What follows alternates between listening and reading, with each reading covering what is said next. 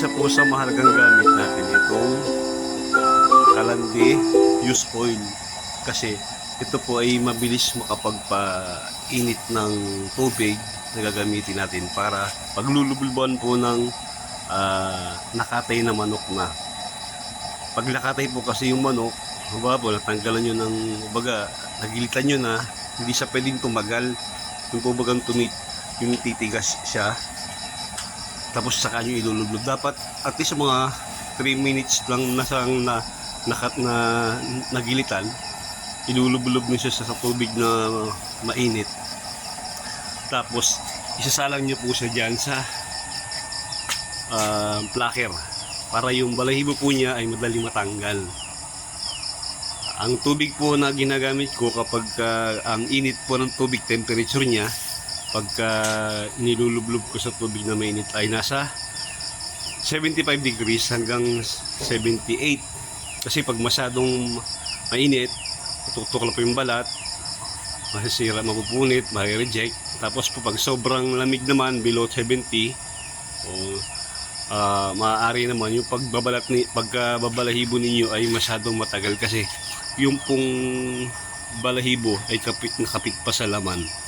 Tatagal kayo sa sa pagdadress nyo sa inyong manok.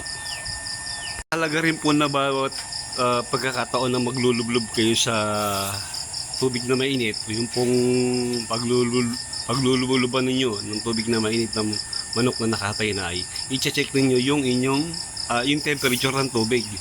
Kasi pag nilubluban nyo yun sa lublob, pagkatapos yung maglublob, malaki po yung init na nawawala. Yung 75 degrees yun, minsan bababa pa yung below 70 pa, mga 65 hanggang 67. Kaya pag nilublob nyo yung kasunod na manok, hindi nyo sinek, ilublob nyo ng ganun kababa ang temperature, maganit po yung pagbunot ng balahibo, matagal siya sa plaker, posible po nun mabali pa yung paa, mabali yung pakpak, magkakaroon pa kayo ng reject. Dahil medyo mainit na po yung ating Kalandi Use Oil, halang na natin yung ating kaldero. Mauli na yung kaldero kasi yung ginamit ko po ito nakaraan, yung uling sa paligid, ginamit ko po ito sa kahoy po ang ginamit ko. Mahalaga po na na kapag magkasala kayo, dapat ready na yung manok. Andun na, halimbawa magkakatay kayo ng mga 30 pieces, dapat nakasteady na po dyan. Gilit na lang kayo ng gilit. Tapos pag gagilit ninyo, ginagawa ko po maliit lang kasi yung pinakalagayan ko ng tubig na mainit, baldi lang. Every batch na lublob ko, sasalang ko dyan at least mga 15, 15, 5 asalang, depende po sa size ng manok. Kapag ang manok po ay nasa 1.7, at least mga 4 or 5. Pero pag lampas na po sa 1.7, ayan, mga 4 na lang, kasi baka mabali yung paa o kaya yung mga pakpak. Ito na po yung kakatay natin para ngayon. Kung sakaling kulangin na lang, hindi ko kukulang ulit. Tinimbang ko po sila bago ko idalhin dito.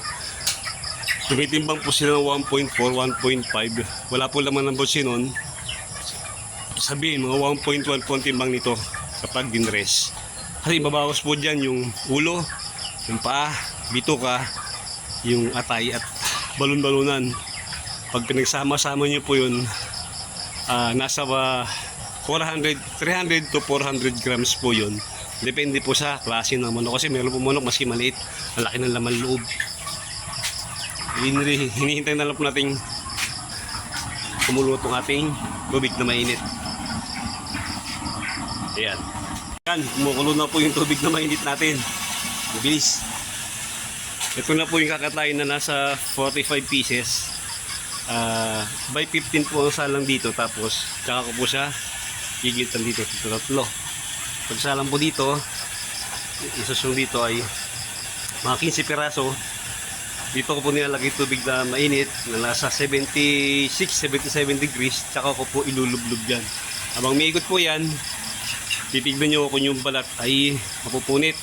Ikot lang muna. Pag tingin nyo mainit masyado, mapupunit yung balat, pwede nyo siya lagyan ng kaunting tubig na malamig. Kapag hindi naman po at okay lang, at tingin nyo medyo magalit siya, hirap tanggalan, pwede nyo siyang buhusan ng tubig na mainit naman. Diyan po kayo mag-a-adjust ng init o lamig para yung lalabas dyan ay malinis na, hindi mo maiiwan yung mga maliliit na parang straw na mahirap bunutin. Paglas po dyan, lalagay po sa planggana, another batch na naman. Ayan. Laking bagay po ito. Kasi pag kinatay niyo yung manok at pinabayaan yung nakawala, mababali yung pakpak, mababali yung paa. Dito nilalagay para safe magkakawagban siya. Hindi po siya mapipilay. Hindi masasarap yung pakpak at yung paa hindi mababali. Ayan, ito po yung ginagamit yung panuk at pagkuha ng temperature. Iduduktot ko na sa ilalim ito. Basta lalabas dyan. Ito yung reading niya kung ilan ng temperature. 75 po. Doon sa itim na yun. Sa pagitan 60 at 80. Kaya po, nagkasalang na ako. Naka-anim na. Ito po yung kasunod.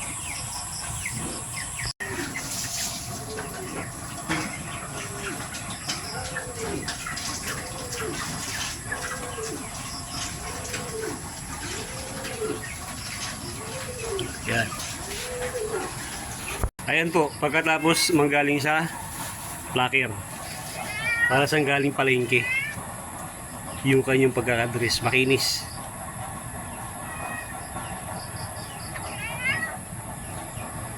Medyo alalay lang po talaga sa sa tubig.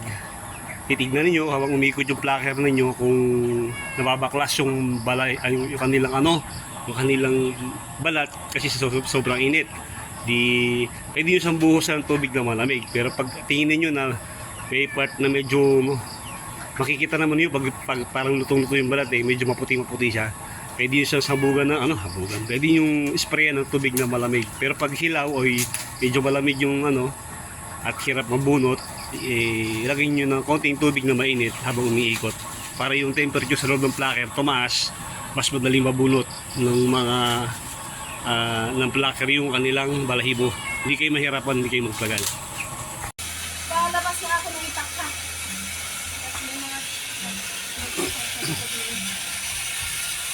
Pero kilos to. Oo. Ito, 30 yan. Ma'am, sasabay mo na ba? mamaya ba, di ka kasi yan. Pagbalik sa kanilay.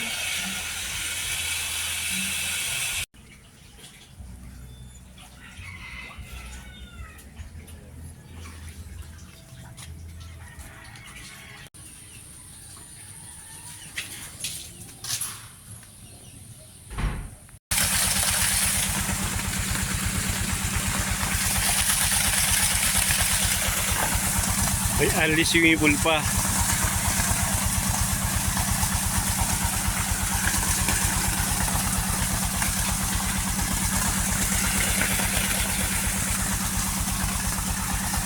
Yan yung patubig na ginagamit nila doon sa kanilang tubigan. Ito yung ginagamitan ng motor.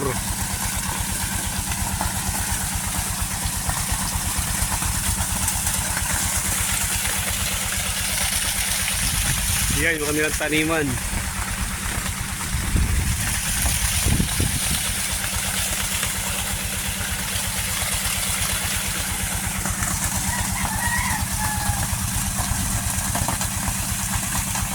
Yun. Ay di hayahay na tayo. Tapos na po tayo mag-deliver. Naka 6.3 heads po tayo. Ang benta natin siguro nasa mga mahigit kulang 9,000. 8,000 mahigit. Hindi ko pa nakakwenta. Hindi pa kayo nakakupit. Yung ating gulungan. Kapag ang manok po ninyo nasa 500 na, alaga nyo sa 500 na, libo na, mas maganda po may plaker na kayo. Kasi may umorder sa yung 50 pieces, 100 pieces, hindi nyo kaya ng mano-mano yun. Naranasan ko na po yun. Nag-dress po ko ng mano-mano, kumuha po ko ng 4 na tao. Sinimulan namin ng alas 10 ng gabi, natapos kami alas 2 na kinabukasan. Hindi po ganun kadali ang mag-dress. Parang 120 pieces po yung dinress namin nun. Kaya lang, di nasira ako sa tao. Hindi ko na sana bigyan ulit. Hanggang sa talaga nag-decide na kami ni Mrs. Pumili na po ng plaker para magamit namin. Meron pong nabibiling plucker na para ano siya, yung set na siya. May panel na siya, may plucker na siya, tapos meron pa siyang lamesa, tapos may kasama ng kalan. May package po nun. Pero akin po, binili ko po, yun na lang, yung mismong plucker machine lang mismo.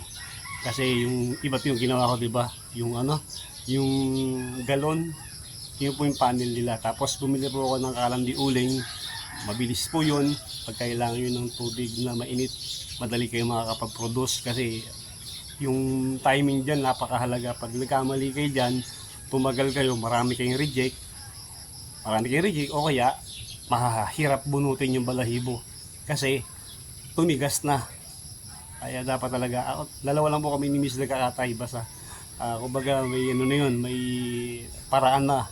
Kumbaga yung paraan na pag-des naman na pagsasanayan naman po yan hanggang sa dumating yung point na kabisado nyo na.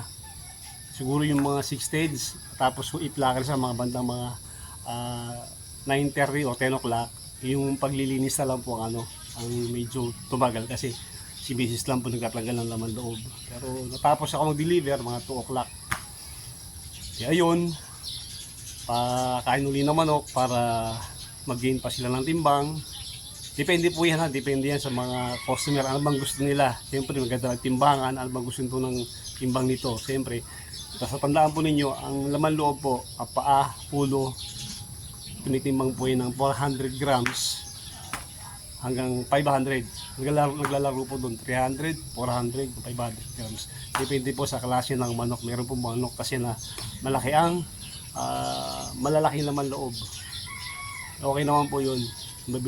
Kumbaga pag lumaki yung atay, di mas maganda pag bininting atay, mabigat-bigat. So yun po para sa ngayong araw. Maraming salamat po at paki-like naman po yung ating video, paki-subscribe na rin po yung channel natin. Mabuhay po kayong lahat at happy farming po sa inyo.